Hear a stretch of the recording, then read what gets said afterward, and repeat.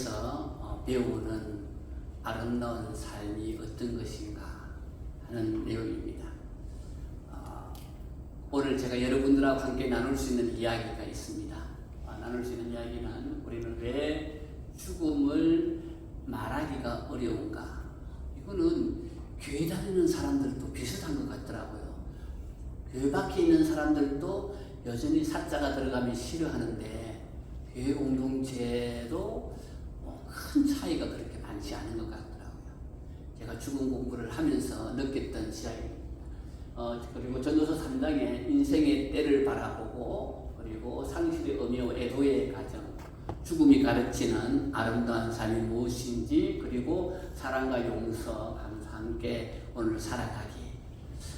제가 오늘 설교를 해야 될지 강의를 해야 될지는 잘 모르겠어요. 오늘은 비빔밥이 될지 볶음밥이 될지는 모르겠지만 두 가지를 섞어서 특별한 경험을 제가 오늘 하는 겁니다.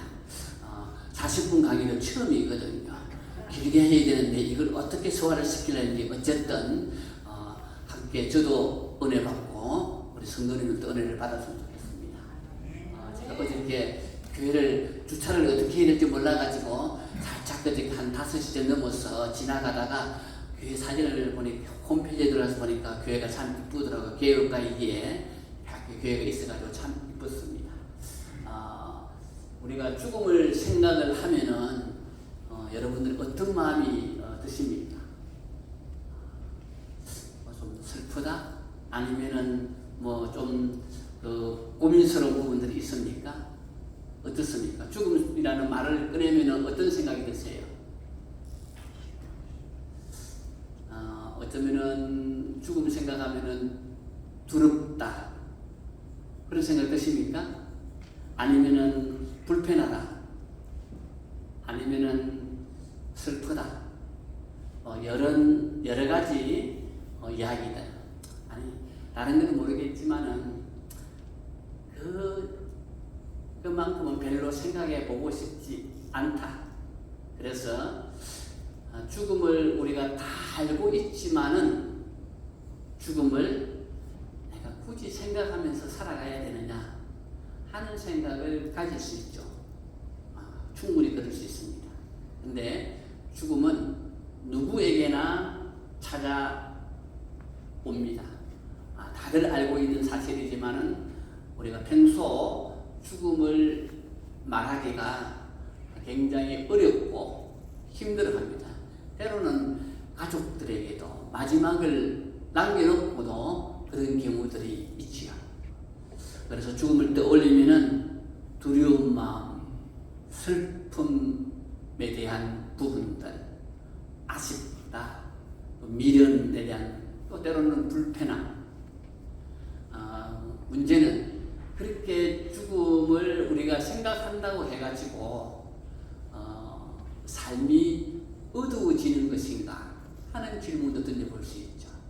죽음을 생각한다고 해서 삶이 깊은 터널 속으로 들어가는 것인가.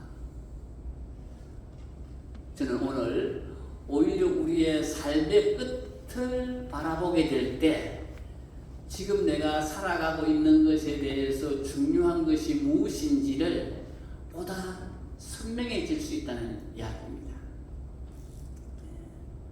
그래서 우리가 읽었던 전도서 3장 1절 8절의 내용을 보면은 모든 일에는 때가 있다.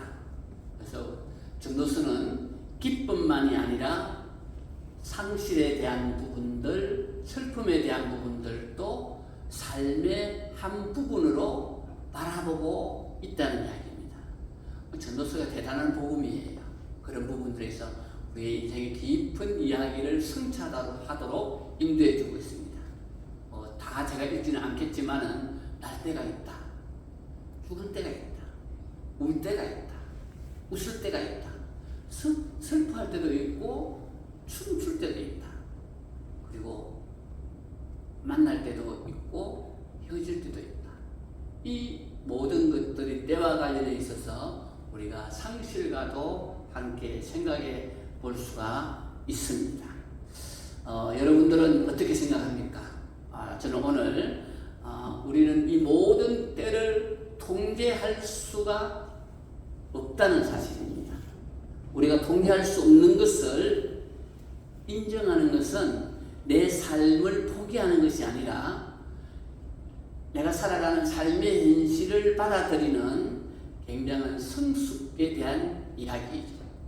그래서 우리가 뭐 공부하는 것, 취직하는 것, 뭐 결혼하는 것, 또 때로는 뭐 은퇴에 대한 이런 모든 것들을 계획해 나갈 수가 있습니다. 그런데 그런 것들을 계획할 수 있다고 해서 삶 전체를 통제할 수 있는 것은 아니죠. 그래서 우리의 과거의 문제라든지 다른 사람의 마음을 선택한다는 거라든지 그 다음에는 내가 앞으로 살아가야 될 미래의 문제라든지 그리고 질병과 사고에 대한 가능성이 생길 것인지 안 생길 것인지 이런 가능성의 문제들 그 다음에는 내가 언제 정확하게 죽지? 이런 사람들도 있긴 있더라고요. 내가 죽어야 할 운명의 시간을 정해놓고 죽는 사람도 가끔 연구를 해보면은 그런 분들이 있긴 있지만은 대체적으로는 그런 것을 할 수가 없습니다. 그래서 우리 인생에 있어서 성숙함이라고 하는 것은 모든 것을 통제하는 능력이 아니라 통제할 수 없는 것이 그것을 인정하는 데서부터서 시작이 되는 거죠. 자, 그래서 우리가 생각해 볼 때 우리는 무엇을 이루면서 살아가고 있는가? 제가 시간이 길면은 내려가 가지고 질문도 하고 이렇게 재미나게 할 수 있는데 시간이 없기 때문에 그냥 제가 합니다. 혹시 여러분들 살아오시면서 무엇을 잃어보신 적이 있습니까? 아마 상실의 유형은 대단히 많습니다. 기억을 뜯어보면은 오늘 오다가 혹시 헌금을 해야 되는데 헌금을 두고 왔다든지 그것도 상실이에요. 그리고는 지하철 티켓을 끊고 와야 되는데 승차권을 두고 왔다든지 그것도 상실입니다. 크고 작은 상실들이 많이 있습니다. 저는 오늘 그런 상실과 함께 여러분들과 나눌 수 있는 부분들이 있습니다. 저 시를 한번 보이시나요? 저분이 이종욱이라는 한 10년 전에 성인문화학회에서 교육부 장관상을 수상하신 분인데 그 당시에 86세였어요. 그러니까 지금은 96세 정도 되신 분인데 이분들은 6.25 전쟁통 전에 결혼을 했는데 결혼하자마자 학도병으로 끌려가서 남편이 전사를 했습니다. 제대로 그리고는 평생을 살아왔던 그 마음들을 마음에 60년, 70년을 마음속에 캐이 두고 있다가 이제 저 전라도의 각 지역에서 이제 문예학회 글쓰기를 하는데 그 마음을 쏟아내는 원고지를 저렇게 썼다가 그럽니다.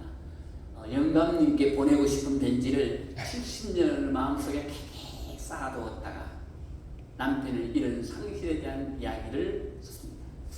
서방님이라고 부르기도 부끄럽던 새새끼 시절 세상을 떠난 당신께 편지 한 장 고이 적어 보내고 싶었습니다. 혼자 남겨진 세상살이 어찌 살아왔는지 적어 보내야지 하다가 85이 되었습니다. 사진 속 당신은 늘 청년인데 나는 어느새 당신을 영감이라고 부릅니다. 늦깎이 공부를 하니 어깨너머로 배운 글이 많이 서툽니다. 열심히 공부해서 정갈한 편지 한 장 써 보내겠습니다. 이분이 못 배웠어요. 이제 문예 교육을 하면서 배워서 벌써 10년 전에 이렇게 교육부 장관상 수상하신 분인데 상실의 행태들은 참 많습니다. 여러분들 가운데서도 다양한 상실에 요즘에는 뭐 외양견을 반려동물이라 그래가지고 애완견을 상실한 비용이 어떤 경우에는 부잣집 애완견은 일반 사람들 장례식 치르는 것보다 비용이 많이 가더라고요. 어쨌든 생각해볼 일들이 많이 있지만은 상실의 유행은 참으로 많이 있습니다. 그래서 우리 인간의 삶이라고 하는 것은 얻음과 잃음에 반복되는 과정입니다.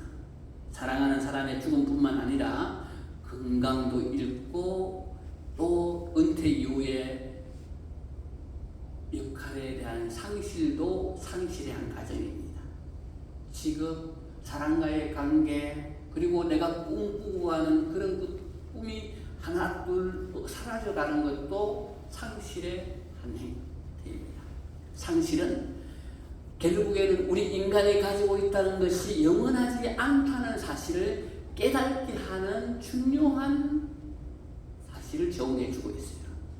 그 중에 특히 죽음이라고 하는 것은 우리가 경험할 수 있는 가장 극적인 상실 중에 하나입니다. 그래서 상실은 우리에게 무엇을 빼앗아 가느냐 했을 때 유명한 학자인 아브라함 메슬로우가 욕구라는 5단계의 내용을 가지고 이야기하면은 상실이 소속감과 인간과의 관계를 잃을 수가 있습니다. 때로는 역할과 내 자존감을 잃을 수도 있어요. 그런 거면 있습니까? 내 몸의 기능이라든지 안정감을 잃을 수 있습니다. 제가 강의 준비하고 난 후에 오면서 지난주 토요일에 정확하게 어느 순간에 통풍이 찾아왔어요. 통풍이 찾아와서 강의를 준비하면서 굉장히 많이 고민을 했습니다. 내가 과연 서서 강의를 할 수 있을 것인가? 다행히 95% 정도는 회복이 돼가지고 강의인데 이런 기능들이 나이를 먹으면서 하나 둘 상실해 갑니다. 그런가 하면은 내 인생에 대한 계획이라든지 미래에 대한 희망도 잃을 수도 있어요. 그러니까 상실이라고 하는 것은 무언가 하나를 잃는 일이 아니라 내가 살아가던 세계가 흔들리는 그런 경험을 이야기해 주는 겁니다. 그러면 우리가 그런 상실의 자리에 있을 때 어떻게 할까요? 우리는 충분히 슬퍼해야 됩니다. 유명한 죽음학 학자라고 불려지는 엘리자베스 키블러 로스가 이야기하기를 죽음에 대한 반응을 5가지로 설명을 합니다. 제가 그 이야기를 다 할 수는 없고요. 어쨌든 부정, 분노, 다해, 우울, 수욕 이런 단계를 거치면서 이야기하고 있지만은 그 과정 속에서 다양한 반응들이 나오죠. 근데 이런 단계로 해가지고 꼭 모든 사람이 똑같은 순서의 방식으로 애도할 수 있는 것은 아니에요. 어떤 단계는 그것을 뛰어넘기도 하고요. 어떤 단계는 순서를 좀 바꾸어서 나타날 수도 있습니다. 어쨌든 이런 슬픔을 빨리 극복해야 하는 문제로만 보아서는 안 된다는 사실입니다. 오늘 울어도 되고 슬퍼해도 되고 그리고 그리워해도 된다는 사실입니다. 이 엘리자베스 키블로스가 죽어간 과정 속에서 이러한 일들을 죽어감을 공부하면은 좀 더 깊이 있는 그런 이야기를 들을 수 있지만 하면서 우리가 상실한 사람들에게 말씀 드릴 수 있는 것은 정답보다는 함께 해주는 겁니다. 사람은 언제든지 떠날 수가 있습니다. 그런데 떠날 수 있지만 함께 했던 그 사람에 대한 기억 그리고 그 사람이 내게 남긴 가치, 배움 이런 것들은 내 안에 고스란히 남아있을 수 있어요. 그렇기 때문에 상실 이후의 삶은 잃어버린 것인데도 불구하고 그것을 없었던 것처럼 이렇게 할 수가 없어요. 오히려 잃어버린 것을 품고 새로운 의미를 살아가는 삶을 찾아내야 되는 겁니다. 누구나 다 그런 상실의 유행들이 다르지만은 우리 빛과 소금의 교회 성도님들 중에서도 그런 다양한 상실의 경험들이 있고 그것으로 인해서 때로는 절망하고 힘들어하고 고통스러워하고 어찌할 바를 몰라하는 경우들도 있을 겁니다. 두 번째 제가 여러분에게 나눌 수 있는 것은 죽음이 우리에게 무엇을 가르치는가. 혹시 이런 고상하고 진지한 질문을 던지기에는 조금 무거운 마음인데 그래도 한번 생각해 보면은 오늘 내 삶이 마지막 한 장이라고 한다면은 나는 하루를 어떻게 살 것인가 이런 생각을 한번 해보는 거죠. 그래서 어떤 분은 죽음을 아직 펴보지 않은 책이라고 이렇게 표현을 합니다. 책장을 잘 펼쳐봐야 되는데 아직 죽음은 펴보지 않았대요. 이렇게 죽음을 이런 방식으로도 표현을 합니다. 어쨌든 그 속에서 인간은 유한하다는 사실이죠. 인간은 그거 부정할 사람이 아무도 없습니다. 문제는 유한하지만은 중요한 것과 중요하지 않은 것을 구별을 해야 됩니다. 그리고 미루지 말아야 할 것이 있다라는 사실입니다. 여러분들 어떻게 생각합니까? 저는 유한하다는 사실은 모두 다 인정할 것이라고 생각을 하지만은 중요한 것과 중요하지 않은 것을 우리가 선택하면서 살아가는 지혜로움이 필요합니다. 그리고 이제는 죽음이라는 이야기를 하면은 아직 나는 젊은데 뭘 벌써 그런 걸 생각을 해. 나이를 먹으면은 조금만 더 있다가 조금만 더 내가 지금 이거 처리해야 될 일이 많이 있는데 그렇게 하면서 죽음을 거리를 두려고 합니다. 근데 맨 앞에 말씀드린 것처럼 죽음을 생각하면 할수록 죽음을 가까이 하는 것이 아니라 내가 살아가는 삶을 더 최선을 다해서 살아갈 수 있기 때문입니다. 언제 죽을지 모르기 때문에 훨씬 더 진지한 삶을, 성실한 삶을, 하나님 앞에서 부끄럽지 않은 삶을 살아갈 수 있습니다.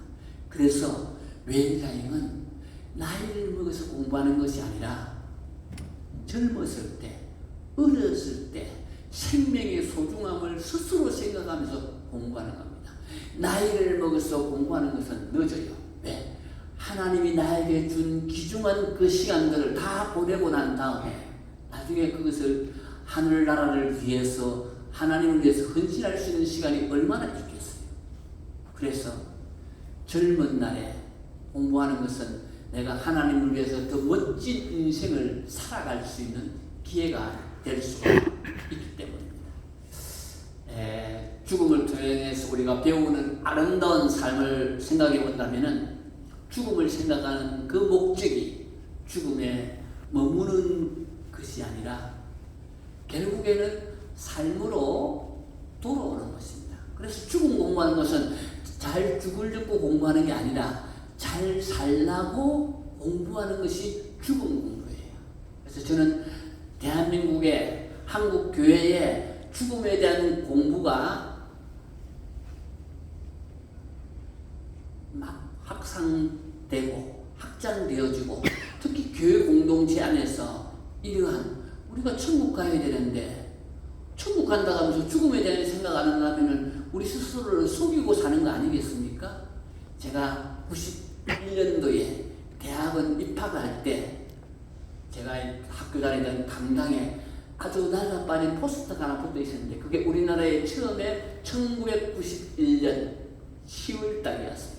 그때 우리나라에 처음으로 시민사회에서 일본에 있는 데킨스 목사님이 와서 강의를 했던 그 포스터가 몇 주일이 지났어요. 저는 내가 성직자로 목사로 공부를 해야 되는데 그 포스터를 보고 눈이 번쩍 떠졌어요. 근데 공부하기 얼마나 힘들어요, 대학원에서. 그래서 그것을 마음속에 캐캐 당겨놨어요. 그리고는 책을 하나 둘 사모으면서 기회가 되었습니다. 죽음을 공부하면서 했지만 머릿속으로 공부했어요. 제가 결혼을 좀 늦게 했어요. 결혼을 늦게 했는데 결혼을 만난 지 2개월도 안 돼서 결혼을 했어요. 영국에서 선교사로 준비하고 있다가 잠깐 영국 호텔에다가 놔두고 잠깐 왔는데 그냥 눈이 맞아가지고 결혼을 했어요. 그런데 그리고 교회 개척을 하고 시작을 했는데 아기를 1살, 2살 낳고 아내를 데려갔어요. 1살, 2살. 죽음을 머리로만 공부를 하고 학자로서의 그것을 준비하고 있다가 60일 만에 데리고 갔어요. 간담도암으로. 슬프할 기력도 없어요. 교회 문제가 컸기 때문에. 아기가 1살, 2살이었어요. 그거 키워야만 했습니다.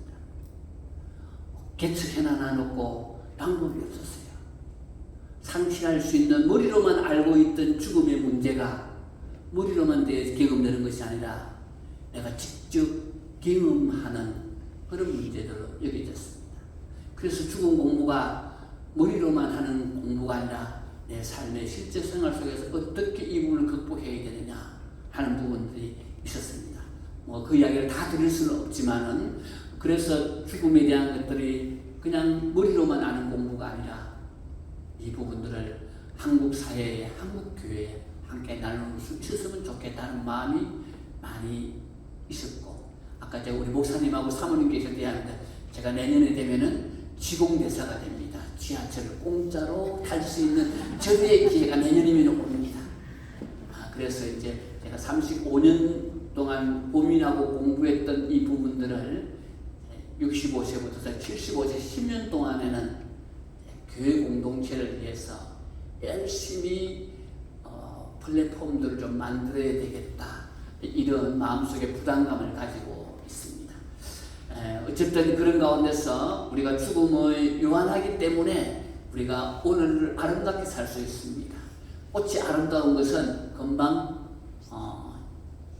수명이 다해서 꽃이 떨어지기 때문에 아름답습니다. 저녁노을이 아름다운 것은 그 저녁노을이 오래 가면은 아름답겠어요? 사진 찍으려고 잠깐 찍으려고 했는데 해가 넘어가고 있어요. 그거 포착 못하면 노을을 제대로 할 수 없잖아요. 그러니까 너무 아름답죠. 마찬가지로 죽음이 우리가 죽음이라고 하는 것은 유한하기 때문에 오늘을 아름답게 할 수가 있는 거죠. 그래서 우리는 죽음이라고 하는 것들을 통해서 우리가 살아가야 만나고 있는 교회 공동체 안에 한 사람 한 사람들이 너무나도 소중하다는 사실이죠. 그래서 때로는 죽음의 교육 과정을 통해서 이제는 중요한 것, 그동안의 관계가 미루어졌던 것, 소홀해졌던 것, 그런 것들이 있는 가운데서 그동안의 부부간의 관계, 자식간의 관계, 이런 것들 속에서 서로를 미워하고 화해하지 못했던 부분들을 이런 교육 과정을 통해서 또 용서도 하고 화해도 하고 또 나 스스로를 용서할 수 있는 용기도 필요하죠. 그래서 내가 감사할 것들이 얼마만큼 많이 있는지에 대한 것들도 생각을 하면서 결국에는 죽음이 이런 내게 주어져 있는 모든 것들이 선물로 찾아올 수 있게 하는 그런 기회가 될 수가 있습니다. 울 때가 있으면 웃을 때가 있다. 슬퍼할 때가 있으면 춤출 때가 있다. 그래서 우리 신앙은 이 슬픔을 부정하지 않습니다. 가끔씩 교회 공동체에서 좋은 데 갔는데 하나님 뵈러 갔는데 왜 울어? 울으면 오는 걸 어떻게 해요? 저는 믿음이 좋은 사람도 울어야 됩니다. 우리가 이별을 하더라도 잠깐 멀리서 왔다가 몇 시간 동안 방학을 손자하고 이별하더라도 그 기어가지고 울고 있는데, 아니 죽은 사람을 또 믿음이 없다라고 하면 어떻게 하겠어요? 감정으로 솟아나오는 있는데 이별하는 것도 울 수 있잖아요. 근데 제법 긴 이별을 하는 거잖아요. 그런데 울지 말라, 저는 울으라고 하고 싶어요. 그리고 또 울 수도 있고 또 안 울 수도 있어요. 그 사람의 관계라든지 헤어짐에 대한 부분도 있습니다. 그래서 전도서에는 울 때도 있다, 슬퍼할 때도 있다. 울어야죠. 슬퍼해야죠. 돌아가신 분은 그래도 내 돌아가고 나면은 나 좀 위해서 잠시라도 좀 울어줘. 이렇게 부탁도 좀 할 수 있지 않겠어요? 그때만이라도 울어줘. 우리가 얼마나 바쁜데 신앙생활을 한다고 해서 늘 웃고 있어야 되는 것은 아닙니다.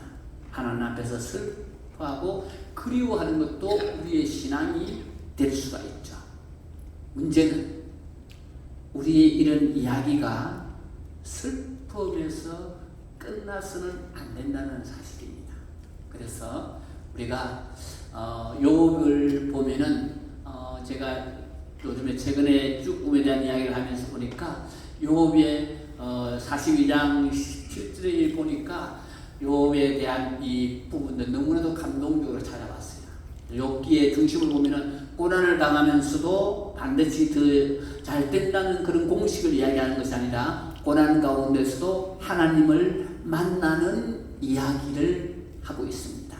그래서 재산, 자녀, 건강을 잃는 아주 큰 상실을 때로는 감당할 수 없는 아주 큰 상실을 하루아침에 경험하기도 하지 않습니까? 고난 속에서 욥은 자기 인간 자신의 한계를 경험하게 됐고 그런 가운데서 하나님을 더 깊이 바라보는 그런 시선들을 가질 수 있었습니다. 그래서 욥기 42장 5절 우리 성도들이 좋아하시잖아요. 내가 죽게 대하여 귀로 듣기만 하였는데 이제는 내가 눈으로 주를 뵙는 것 같다. 이런 고백을 할 수가 있는 거예요. 이런 사람은 그런 경험이 없으면 이런 경험을 아무나 할 수 있는 게 아니에요. 그래서 우리가 경험하고 있는 모든 그런 상실의 모든 것들이 그냥 자동적으로 사람을 성숙하게 만드는 것이 아니라 이 상실을 통과하면서 새로운 의미를 발견할 수 있다는 사실입니다. 자, 세 번째 메시지 들어가면 잘 산다는 게 도대체 뭘까? 웰다잉이라는 것은 앞에서 말씀드린 것처럼 죽음만 준비하는 것이 아니라 삶을 정돈하고 그리고 관계를 잘 돌보는 과정입니다. 얼마나 오래 살았는가만이 아니라 결국에는 어떻게 살았는지를 돌아보는 겁니다. 그 살아오면서 내가 사랑한 사람은 누구였고 내가 감사했던 것은 무엇이었는지 또 내가 용서하지 못했던 것은 무엇이었는지 내가 남기고 싶은 것은 무엇인지 그리고 내가 남기고 싶은 돈만 아니라 내가 살아오면서 중요하게 여겨왔던 가치들 그런 것들을 자녀들에게 저는 이게 교회 공동체 가운데도 필요해요. 원로 장로님들, 장로님, 근사님, 집사님들이 왔을 때 이 빛과 소금의 교회에 가지고 있는 좋은 전통적인 가치를 어떻게 교회 공동체를 세워나갈 수 있을지 그 유산들을 내가 돌아가고 난 이후에도 그것이 빛과 소금의 교회에 끊임없이 그것이 뿌리가 내려서 유산으로 그리고 교회 공동체의 다음 시대들에게 전달되어지고 이어져서 빛과 소금의 교회가 그렇게 더 아름다운 교회로 또 부흥도 할 수 있겠고 더 나은 그러한 하나님 나라의 도구로서의 교회가 쓰일 수 있지 않는가 그렇게 보여집니다. 혹시 여러분들에게 남기고 싶은 것이 있습니까? 저는 여기 교회 공동체지만은 돌아가실 때 내가 자식들한테 주는 것도 중요하지만은 국가에도 좀 남겨놓고 가시고요. 또 필요하다면은 교회에도 11조 하듯이 이렇게 유산을 남겨놓아서 자식들한테 너무 많이 넘기면 자식들이 게을러지니까 적당하게 주시고 다 주면 안 돼요. 사고 치니까. 제가 보니까 사고 치는 사람들 요즘에 꽤 많더라고요. 꼭 돈 때문에 사고 치는데 자기 벌어서 자기가 먹고 살도록 하는 것이 훨씬 더 자식들 교육에 좋지 않는가 하는 생각을 해볼 때가 많습니다. 그래서 훨씬 더 좋은 유산의 가치들을 가정 가운데서 교회 공동체 더 나아가서는 국가 단위에서 그런 것들 더 건강한 대한민국을 만들어내기 위해서 세상이 더럽다 추하다 이렇게 이야기하기 전에 그것들을 더 나은 대한민국 더 나은 우리 사회를 만들기 위해서 유산들을 남겨놓고 가셔야죠. 그게 우리가 하나님 나라의 백성으로서 또 해야 될 중요한 일이 아니겠는가 그렇게 생각을 합니다. 자, 우리가 죽음이 우리에게 질문을 해나갈 때 우리가 분명한 사실은 죽는 날은 우리가 선택하지 못합니다. 그런데 어떻게 살아갈지를 우리가 선택할 수 있지 않겠습니까? 그래서 톨스토이라는 분이 이렇게 이야기했습니다. 세상에 죽음만큼 확실한 것은 없다. 사람들은 개우살이를 준비하면서도 왜 죽음은 준비하지 않는가 하는 이야기를 던집니다. 훨씬 그보다 더 오래전에 했던 레오나르도 다빈치라는 분은 잘 보낸 하루가 행복한 잠을 안겨주듯이 잘 보낸 삶은 행복한 죽음을 가져온다라는 이야기를 하고 있습니다. 그렇다면 우리가 죽는 날을 선택하지 못하고 오늘 하루를 어떻게 살아갈 수 있는 것을 선택을 한다면 교회 공동체 가운데, 가정 가운데서 우리가 이 제한된 시간 속에서 무엇이 정말 중요한지, 내가 누구를 사랑할 것인지, 누구에게 감사해야 할 것인지, 누구를 용서해야 할 것인지, 그리고 그 속에서 우리가 누구와 함께 더불어 살아가야 할 것인지를 생각해 볼 수가 있을 것입니다. 그러기 위해서는 우리의 삶을 좀 더 아름답게 만들어가기 위해서 언젠가가 아니라 가능한 지금 이 순간에 내가 다 알고 있지만은 가까운 사람에게 사랑한다고 표현해 줄 수 있고, 그리고 살아오면서 미운 점, 고운 점, 또 잘못된 부분들, 상처 준 것들에 대한 것들을 돌아보면서 미안하다고 말할 수 있는 이야기들, 그리고 내가 잘못했던 부분들에 대해서 용서해주는, 특히 부부간의 관계에 있어서, 또 자녀와의 관계에 있어서, 그리고 고마운 것은 고맙다고, 감사한 것은 감사하다고 표현하고, 요즘에는 그런 프로그램도 많더라고요. 하라고 시키더라고요. 오늘 제가 시키고 싶지만은 못 시켜요. 짝을 지어가지고 그룹으로 내가 충분하게 할 수 있는데 그러지는 못합니다. 그리고 남은 시간 동안에 함께하기. 제가 웰다잉을 강의할 때 가장 시민들에게 접촉하기 쉽게 하기 위해서 하는 부분인데, 웰다잉과 관련되어 있는 영화를 보는 거예요. 강의하면은 별로 안 좋아해요. 저도 강의하지만은 전국으로 제주도까지 다니면서 강의를 하고 있지만은 조금 분위기가 달라졌어요. 전에는 사자 이야기하면은 복지관 같은 데서는 아침부터 기분 나쁘겠군요 하면서 두들거리면서 나가요. 요즘에는 그런 사람들 별로 없어요. 워낙 초고령화 시대가 되다 보니까 그런 이야기는 잘 안 해요. 근데 그럼에도 불구하고 우리가 영화를 보면은 보다 편안하게 이야기할 수 있습니다. 저희 교회에서 노숙관이 운영하고 있기 때문에 가끔씩 여름에 또 한 달에 한 번씩 웰다잉 영화를 혹시 시간 되시면 오세요. 그리고는 영화만 보면 안 돼요. 보고 난 다음에 반드시 30분 동안 영화 보고 떠들기, 영모 떨기를 합니다. 영화 보고 반드시 내용은 이야기하지 않아도 좋아요. 어떤 내용? 보고 좋았다. 영화 마음에 붙었다 해서 좀 더 깊이 있는 단계까지 이런 토론들을 할 수 있습니다. 혹시 교회에서 나중에 기회가 된다면 그 프로그램에 영화만 보여주면 안 돼요. 거기에 적당한 멘트를 준비를 하시면 좋을 것 같습니다. 제가 어떤 책에 보면은 죽음 연습이라는 책이 있어요. 제가 보니까 괜찮은 책이라서 우리가 매일매일 살아가는 죽음 연습을 했으면 좋겠다 싶습니다.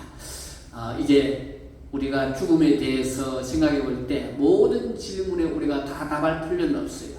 마음에 남는 한 가지를 붙들고 우리가 묵상하면서 오늘 오후를 오늘 하루만이라도 생각해 봤으면 좋겠습니다.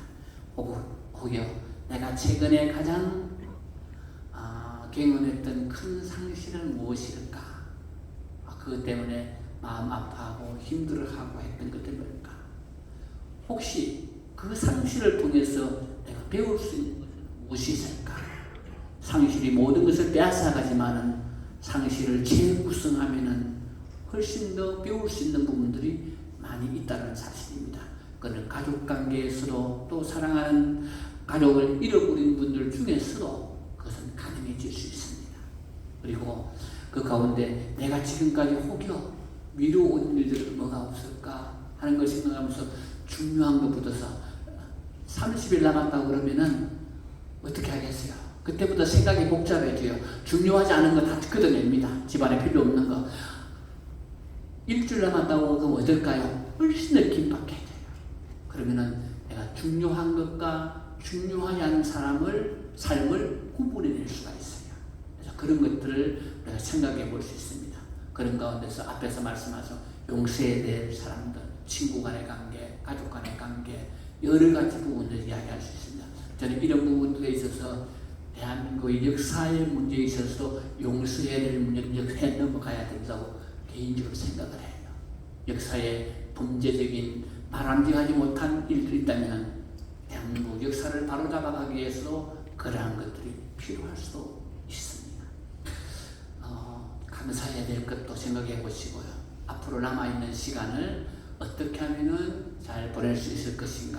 그래서 어떤 분이 104세를 지내신 분이 그분은 고백하면서 나는 날마다 아름다운 죽음을 살고 싶다. 어떤 분은 너무나 나는 죽음을 살고 싶다. 이렇게 표현을 합니다. 자, 끝내라고 마이크 다시 들어왔습니다. 예, 그래서 중고령기는 단지 잃어가는 시기가 아니라 우리의 삶을 정리하고 깊어지는 시기로 바라볼 수 있습니다. 히브리서 9장 27절에 잘 알고 있는 말씀처럼 죽음은 인간에게 주어진 현실입니다. 그리고 시편 90장 12절에 보니까 우리에게 우리날 계수함을 가르치사 지혜로운 마음을 얻게 하소서. 욥기 42장 17절 마지막에 욥이 늙어 나이가 차서 죽었더라. 그 본문을 보니까 제가 너무나도 욥이 늙어 나이가 차서 죽었더라 하는 이 마음이 굉장히 제게 감동이 왔습니다. 우리가 죽음의 현실을 인정하는 것은 오늘의 삶을 더 지혜롭게 살아가는 출발점이 될 수가 있습니다. 1분 남았어요. 네, 우리가 죽음을 기획하고 그러면 오늘이 선물이 될 수 있습니다.